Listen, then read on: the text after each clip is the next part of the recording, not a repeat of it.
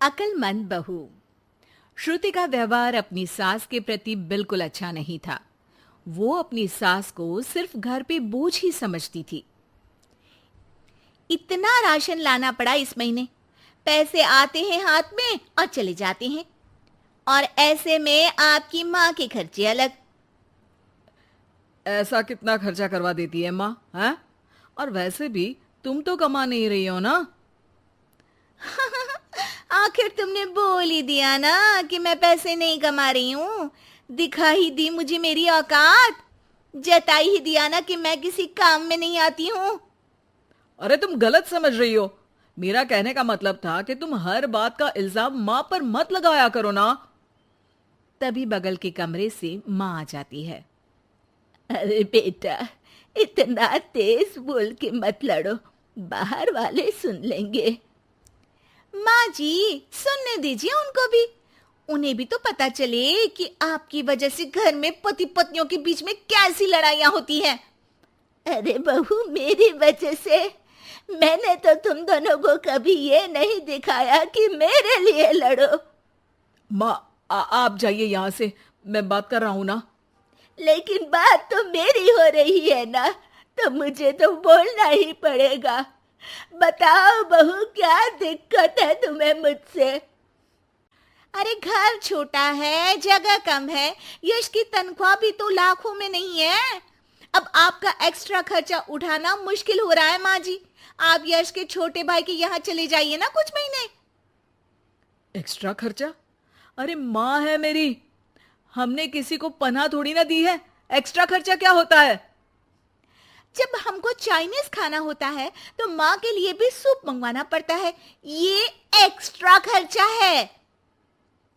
घर की ईएमआई के साथ माँ की दवाई की भी चिंता करनी पड़ती है। ये भी एक्स्ट्रा खर्चा है। माँ को रोज कोई ना कोई बीमारी होती रहती है। इसी डर से हम कार नहीं खरीद रहे कि हॉस्पिटल में पैसे लग गए तो कहाँ से आएंगे। और खाने पीने कपड़े इधर उधर के खर्चे तो जोड़ भी नहीं रही हूँ मैं। अरे ये सब तो मैंने यश के लिए भी किया है। मैंने तो ऐसे उंगलियों पे हिसाब नहीं रखा। लो, आपने भी जता दिया ना। अरे आप थोड़े दिन किसी रिश्तेदार के यहाँ क्यों नहीं चली जाती? खर्चा भी बचेगा और घर में शांति भी रहेगी। यश श्रुति की ये बात सुन के गुस्से से आग बबूला हो जाता है। चुप हो जाओ श्रुति, बहुत हो गया तुम्हारा। मेरी माँ है वो, और उनका अधिकार इस घर पे हम दोनों से भी ज्यादा है। और खर्चे बचाने की इतनी ही पड़ी है तो तुम खुद क्यों नहीं चली जाती अपने मायके? घर में शांति तो तुम्हारे जाने से भी हो सकती है।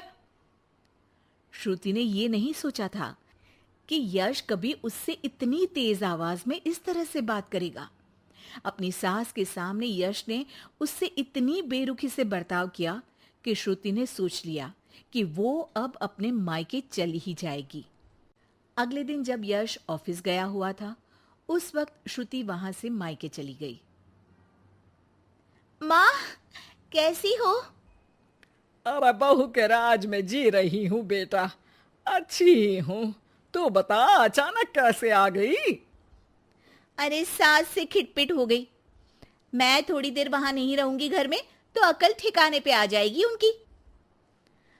हाँ हाँ, जितना रुकना है रुको, आप ही का तो घर है। अरे भाभी कैसी हो? दिखी ही नहीं तब से। आपकी माँ के लिए दवाई खरीदनी थी तो लेने गई थी। माँ, तबीयत ठीक नहीं है क्या? अरे बेटा, बुढ़ापा है, बीमारी तो आनी ही है। अरे पर आप तो एकदम तंदुरुस्त रहती थी, आपको कैसे कुछ हो सकता है? आप खुश तो हो ना माँ? ये क्या बात हुई? खुशी तो रखते हैं, कोई रुलाते थोड़ी ना है आपकी माँ को। हाँ बेटा, खुश ही हूँ। माँ ये कहते हुए जरा भी खुश नहीं थी। थोड़े दिन श्रुति वहां रुकती है। एक दिन जब वो अपने भाई के साथ बाहर से कुछ सामान लेकर कार में आ रही होती है, तभी भाई पूछता है, कब जाने का प्लान है? अरे भैया, अभी तो आई हूँ। हाँ हाँ, वो तेरी भाभी पूछ रही थी कि कब जाने वाली हो। मतलब जाने से पहले बता दोगी तो अच्छा रहेगा, हम तैयार रहेंगे। एकदम जाओगी तो बुरा लगेगा ना। हाँ भैया, बता दूंगी भैया। अच्छा, वैसे हुआ क्या था तुम्हारे और तुम्हारे पति के बीच? हमारे बीच कोई लड़ाई नहीं हुई थी भैया, वो तो सास की वजह से लड़ाई हुई इसलिए आना पड़ा। आप चिंता मत करिए, मैं जल्दी चली जाऊंगी। अरे नहीं नहीं, रुकना। अरे तू घर में है तो शांति भी रहती है। क्या मतलब? अरे मत पूछ श्रुति, आए दिन माँ और तेरी भाभी में नोक झोंक चलती ही रहती है। तेरी भाभी का कहना है कि माँ का खर्चा बहुत होता जा रहा है घर में। अब माँ की क्या गलती है? बीमारी किसी से पूछ के थोड़ी ना आती है। तेरे सामने वो कुछ नहीं बोल रही है, तेरे जाते ही माँ को ताने मारने लगेगी। और आप कुछ नहीं बोलते? मैं बोलूंगा तो मायके चली जाएगी गुस्से में। श्रुति ये जवाब सुन के चुप हो जाती है। उसे एहसास होता है जैसे ये उसकी भाभी की नहीं, उसी की बात हो रही है। पर भैया, आपकी तो इतनी अच्छी जॉब है, पैसों की कोई दिक्कत नहीं है, फिर भाभी को क्या दिक्कत है? अरे किसी को पालने के लिए मन में प्यार होना चाहिए श्रुति। जेब का पैसा भी जरूरी होता है, लेकिन नियत हो तो कम में भी खुश रहा जा सकता है। श्रुति उसके बाद कोई सवाल नहीं करती है और जाके सीधे अपने भाभी से कहती है, भाभी, आप माँ को अच्छे से नहीं रखती हो। भैया इतना कमाते हैं, फिर भी आप माँ को सिर्फ इसलिए ताने मारती हो क्योंकि उनकी बीमारी के कारण घर से पैसा जाता है। आपको मेरी माँ से लड़ना नहीं चाहिए भाभी। अच्छा, तुम इतनी समझदार हो तो अपनी सास से क्यों लड़के आई हो? श्रुति की आंखों के सामने वो सारे पल आ जाते हैं जब जब उसने अपनी सास को परेशान किया। वो उसी वक्त अपना सामान पैक करती है और जाने लगती है। अरे तू तो रुकने वाली थी ना श्रुति। जाना पड़ेगा, सासू माँ बीमार रहती है, उनका ध्यान रखूंगी माँ। अरे पर तू तो उनसे लड़के आई है ना।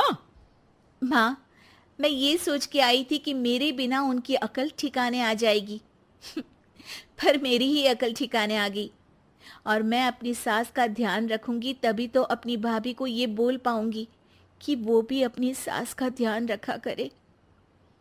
श्रुति को कोई नहीं रोकता, वो वापस अपनी सास के पास चली जाती है। अब श्रुति और उसकी सास कम चीजों में ही ज्यादा खुशी के साथ रहने लगते हैं।